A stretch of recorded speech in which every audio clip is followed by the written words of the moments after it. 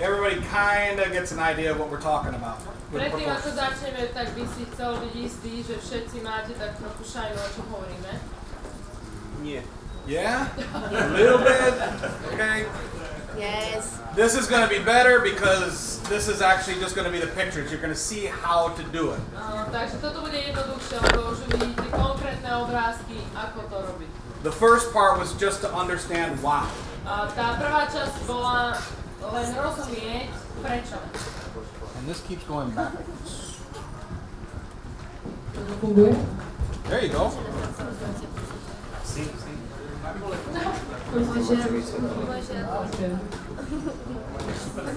Okay, we ready? I wanted to, the example I have is on a foot that's not too bad. Príklad, ktorý bude teraz hovoriť, je na kopite, ktoré nie je až také zlé. One of the things that aggravates me when I go to other lectures is people take feet that are really bad and they make them a little bit better and everything's great. This is just a foot. It's just a normal foot. Väčšinou, keď chodí na nejaké semináre alebo konferencie, tak väčšinou všetci prednášajúci vytiahnu kopytá, ktoré sú veľmi zlé a porovnávajú to, ale toto je príklad, kedy to kopyto je celkom normálne. So this is what the foot looks like. I just kind of pared the sole out. I pared a little bit of the frog. I cleaned it up a little. Tu je, ako to kopyto vyzerá z rôznych strán. Okay? It's just a foot. Je to kopyto. But Ale the one thing we didn't talk about that I want to show you that's really important.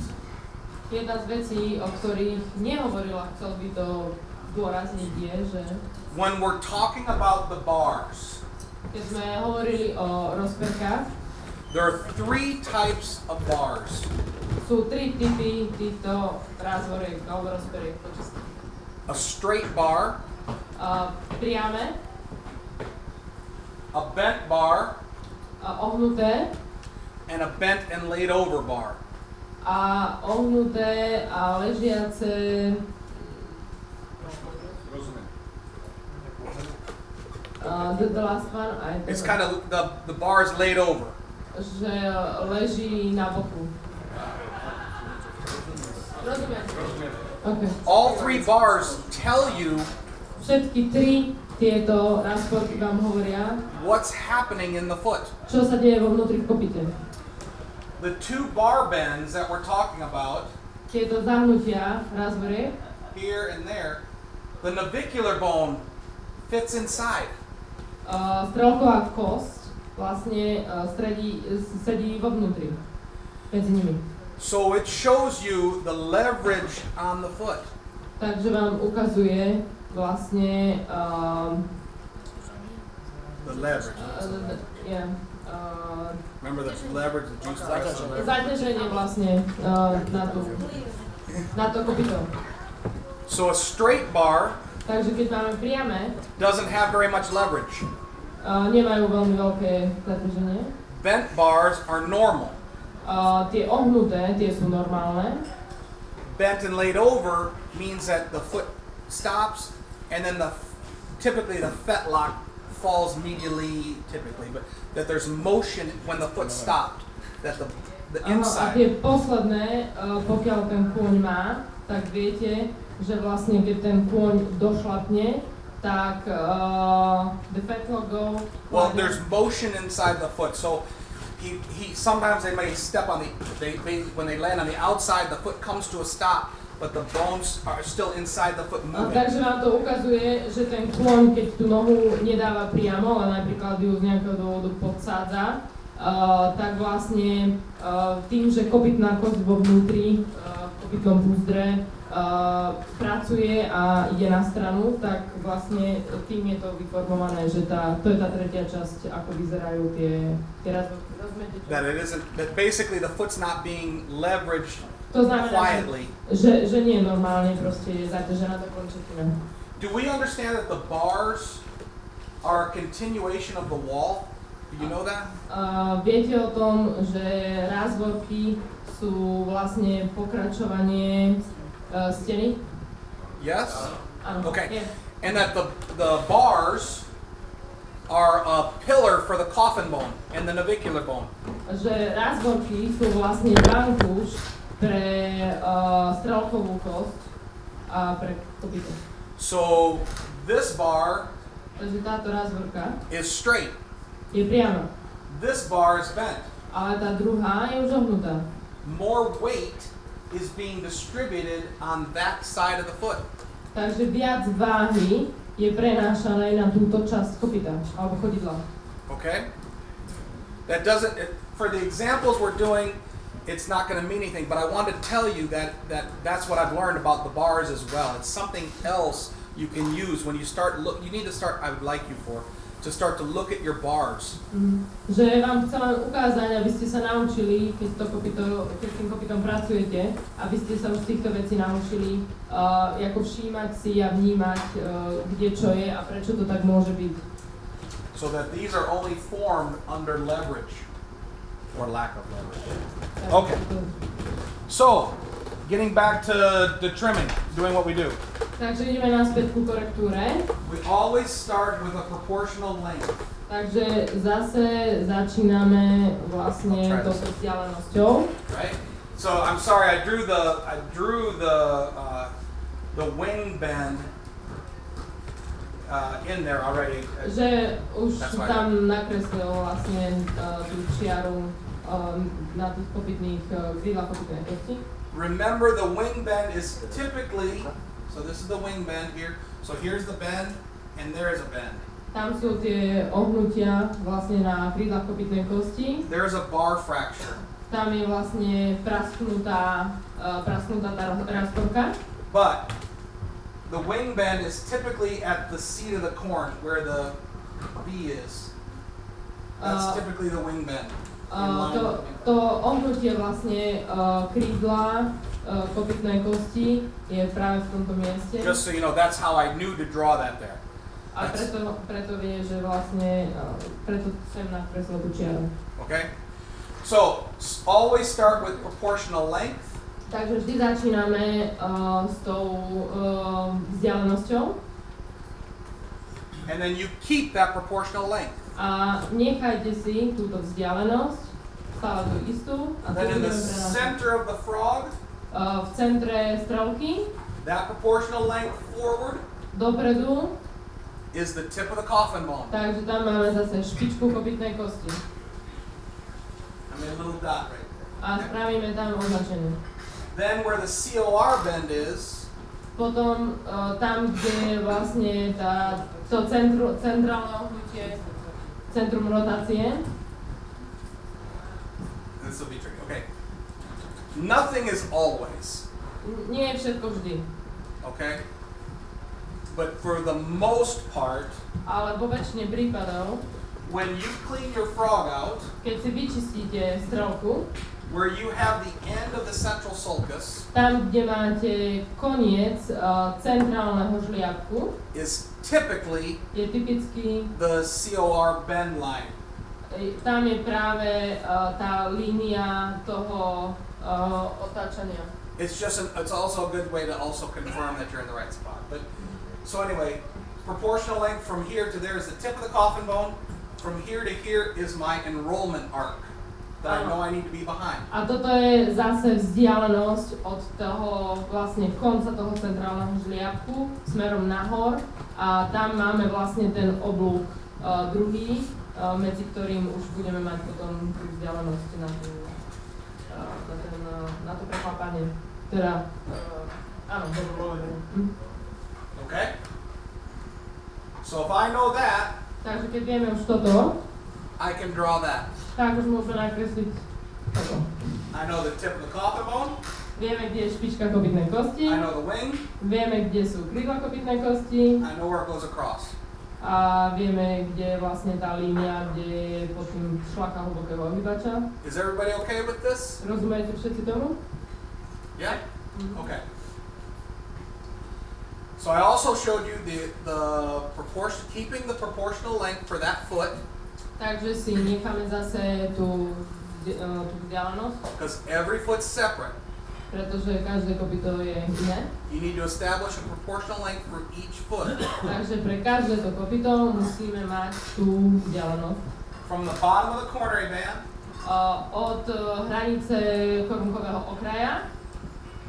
the proportional length will tell me how low I need to get my toe length. Takže tu nám to vlastne hovorí, ako nízko, How much vertical depth I should take off my toe. How much vertical depth I take the toe. Ako? O koľko drží na sústredí. Ďakujem. Okay? We can talk about that later, but that shows it. Anyway, okay. The heel length. Takže dĺžka petiek. This is still my proportional length. To je stále tá istá dĺžka, ktorú máme. This is the point where my wing bend came out of the foot. Toto je bod, kde vlastne krídlo kopytnej kosti hraničí s My okrajom. straight line. Aha, je to priamo. Hej. This is the direction of the tubules. It doesn't go vertically. Aha. Takže toto je vlastne priebeh, ako prechádzajú vlastne tie tubuly. A nejde to vertikálne, samozrejme. That's how long my heel should be. That's how? The length of my heel. Aha, toto je vlastne dĺžka petiek. Everyone's okay with that? Všetci rozumiete? Yeah? Tak sa pýtajte, kto nie? I'm going to take this heel off. Sorry? Ja som nerozumel tú dĺžku petiek teraz. He doesn't understand the length of the heels. So this is where the end of the wing is. Tam je, kde je koniec krídla kopytnej kosti. Okay? This is my proportional length. Hento je tá vzdialenosť, ktorú si prenášame. This is the 1/3 length of that. Hento je 1/3 tej dĺžky. I'm going to trim this Že off. hento vlastne potrebuje odškolať, odstrániť. That doesn't seem like a lot. Že to nevyzerá, že je to dosť? Yes. How many of you have heard or always tried to achieve trimming your heels to the widest point of the frog? Že koľký z vás počuli o tom, if they heard about... How many people, the goal is to trim your heels back to the widest part of your foot. The widest part of the frog. Dať dole pätky, aby sa rozšírilo to. Že, áno. Že koľký z vás počuli o tom, že keď potrebujete rozšíriť pätky, tak ich vlastne musíte znížiť. Yeah? I mean, that's perfect, right? But if we do that, Ale keď to urobíme, on this foot, na tomto kopite, I can't take this foot down this short ale on ho nemôže hen tak skrátiť, because I lose vertical depth. pretože by stratil tú vertikálnu hĺbku. This is where the bone lives. To je oblasť, kde je kosť vo vnútri. But I need to determine how much that is needed. Ale my potrebujeme How vedieť, much of the heel strike is needed. koľko potrebujeme vlastne dať dolu kvôli tým. So on this foot is different than this. This has this much heel. That's this foot here. Yeah? I can't take this. Nemôžeme zobrať celú túto časť, The foot's too short. lebo kopyto bude krátke. But I can take it Ale môžeme zobrať toto. like that. And then I can take it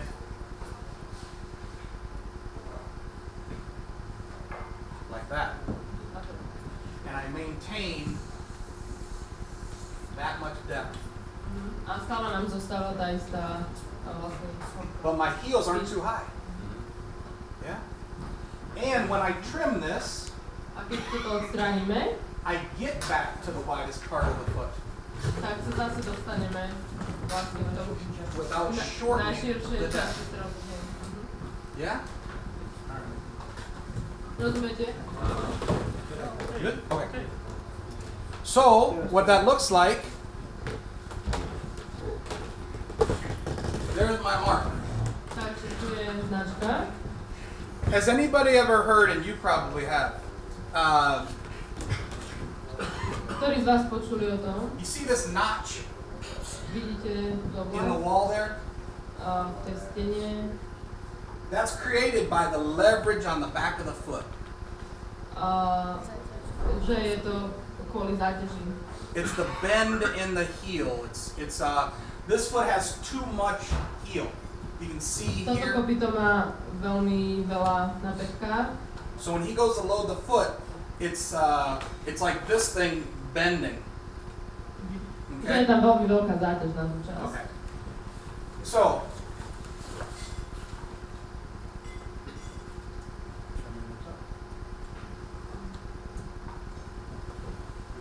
when you go to trim the toe, now, I know this is my enrollment zone. Takže keď budeme odstraňovať špičku kopyta, my vieme už teraz, kde máme vlastne tú zónu na preklapanie. I know I'm not going to go any further up the wall than that. Že nemôžeme ísť, vieme, že nemôžeme ísť viac dopredu, ako sme tu. But I could set these nippers all the way back to this line if I wanted. Ale keď chceme, tak môžeme s tými konšťami rozpraviť. Okay, so That's okay, because I'm not really ready to go. if this is my vertical depth, Takže keď toto máme vertikálnu hĺbku, right? And when I did my enrollment zone, I have from here a tu máme vlastne zónu to preklapania, there.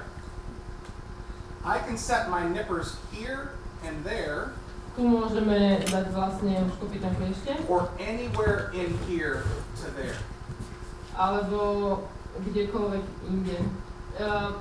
So I can make my nipper cut can be this, Že môže odstrániť, or it can be that. odstrihnúť to, alebo po zadnú časť vlastne Anywhere in between. tej časti preklapania. Yeah? Okay? That is where you decide, as the farrier, this horse needs more enrollment. He needs it further back, or he doesn't need as much. I'm trying Toto to je time the legs. vlastne toto je ten rozmer, v ktorom vy sa môžete pohybovať a ktorý vy si musíte už potom jednotlivo koň po koni určiť, že kde by to u toho koňa bolo vhodné. Ale toto je vlastne tá vzdialenosť, v ktorej vy sa viete pohybovať. Let me show you an example. Okay. So if I have